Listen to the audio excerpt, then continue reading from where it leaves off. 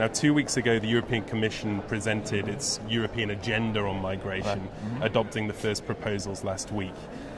Here, several concrete measures to respond to the migration challenges posed were presented.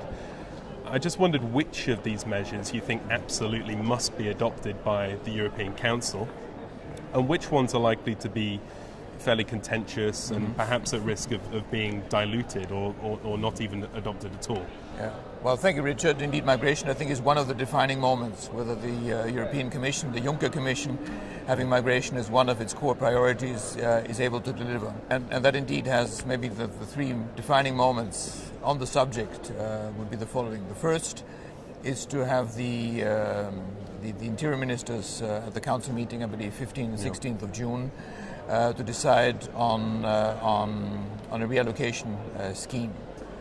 This is new, the proposal is new, the mechanism used by the European Commission is also new, and it would mean essentially that Syrian and Eritrean refugees identified as in dire need for protection would be able to be moved away from Italy and from Greece primarily to a quota system allocation to that.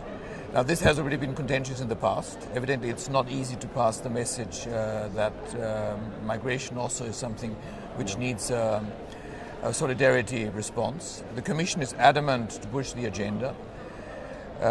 We have yet to see how this would be voted, but I think the thrust is going in the right direction, and I'm actually confident that with qualified majority voting, we would find a system that other nations are prepared to take up these refugees. But in finding this consensus, do you think that there is a danger of Juncker's flagship proposals, among others, being diluted, watered down, or simply not passing muster with the member states? Well, there will be some negotiations, some bargaining. Clearly, we have yet to see the results, but I think the overall thrust and the way we have put this particular issue as part of a broader agenda, I think makes it still sort of a winning theme where the tide. What would be good if, in conjunction with that also, we managed to move on some of the issues which would raise the stakes of the illegal activity on migration, notably to find forced means, then also to go as far as destroying vessels used to do illegal migrations.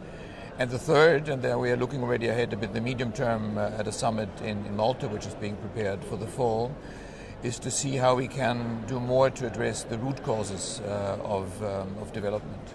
Well, for me, the most interesting part is that for the first time we can actually put the external aspects of migration, I mean the many internally displaced in Africa, in conjunction with a policy also addressing the European Union end of the equation.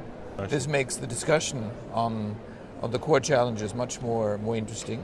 Of course, we are, as development actors, we have to sit with the internal ministry people. Sure.